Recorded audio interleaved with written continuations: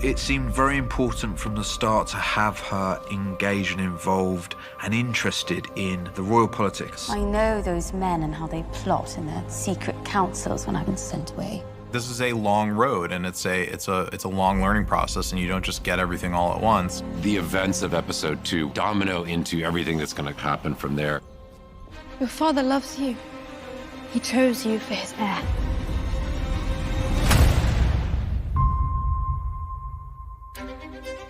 We're talking about 6 months since Emma's death. We wanted to capture the idea that Rhaenyra, in spite of her being made heir, continuing to be the cupbearer with no real change in her life.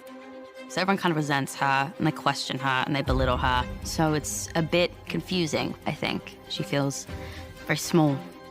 She still has to study at her dad's feet, and that doesn't mean that she suddenly has a voice at the council, and I think that all that stuff is really important for the kind of gradual evolution of Rhaenyra's character. I only meant that we should at least... Perhaps there's some better use for the princess's talents. Why don't you take the princess to see about the new Kingsguard posting, Lord Commander? A fine idea, Your Grace.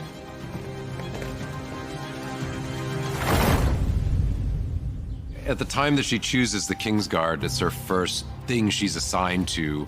It's something that's done offhand that does influence the course of a lot of events. Sir Criston Cole. She smartly sees, and the thing where you start to see the calculations of a future sovereign political operator is that in this time of great peace, not many of the knights that are going to be put before you have any more than tourney experience. I choose Sir Criston Cole. She's basically saying, I'm going to pick the person who's going to do the job right. My father should be defended by a man who's known real combat. Should he not? She's smarter than they think she is, and she's trying to prove it. You've got two great female characters of the story getting a scene together. We were aware that we needed to differentiate this scene from all other scenes. I understand the order of things. I'm not sure you do.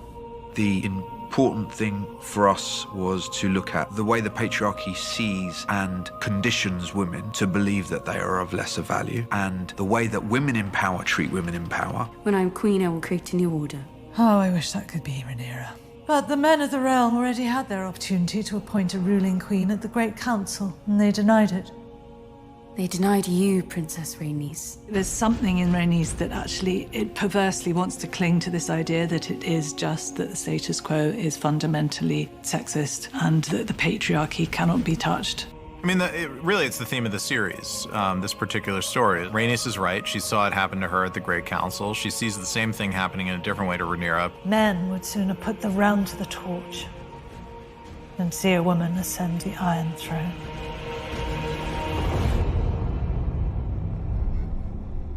Viserys was kind of hoping the Daemon problem had gone away. Of course, that's not really realistic. Taking Massaria there, setting up on Dragonstone, all of it is Daemon's search to find out, who he is and where his place is. This is an abomination. With every breath you soil your name, your house, and your brother's reign. I think Rhaenyra's arrival saves probably a lot of lives, but it changes the tone. It's the thing that she's been building towards the entire story, which is wanting to do something to show her mettle and show her worth as the heir to the throne. And she does it in a unique way because she's able to fly a dragon, but she's also one of the few people in the world that Daemon will listen to. She identifies with Daemon very much in that he's trying to get Rhys out of her father, but she also feels somehow that he has chosen to kind of get at her as well. He sees her as part of the problem, and she didn't choose to be heir. She did not wish to have something taken away from him, and I think she's venting to him as well. Your Grace, the princess has returned from Dragonstone. Dragonstone? Viserys is very protective of Rhaenyra, whereas at the same time can see the potential within her. May I sit? He sees in her his wife, and he understands that this is why she was a good choice to be made heir. They find an understanding, and actually it allows them to talk about Emma in a way that they haven't before. Without her, the Red Keeper's lost a warmth, and I dare say it will never recover. It pleases me to hear you say this. To know that I'm not alone in my grief.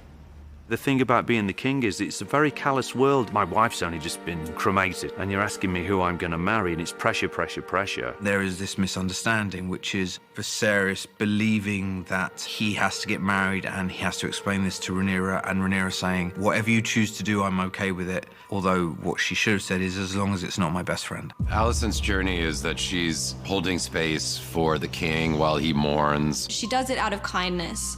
She doesn't go intentionally to court the king. She cares, and she has seen her father go through the same grief that Viserys is going through. For Viserys, it's having someone who genuinely cares without having an ulterior motive of trying to get closer to him. And for Alicent, it's just someone to be with where she feels comfortable and not overlooked. We really needed to take our time to show not only the courtship of Viserys and Alicent, but also the political maneuverings to make it happen, and to understand that Viserys is choosing her kind of against his own self-interest in many ways. I intend to marry the Lady Alicent Hightower. You can't tell every story, so where are you going to iris in and focus your storytelling time? It felt like Viserys' eventual decision to choose Alicent next was a big one, as that's going to have so many repercussions down the line.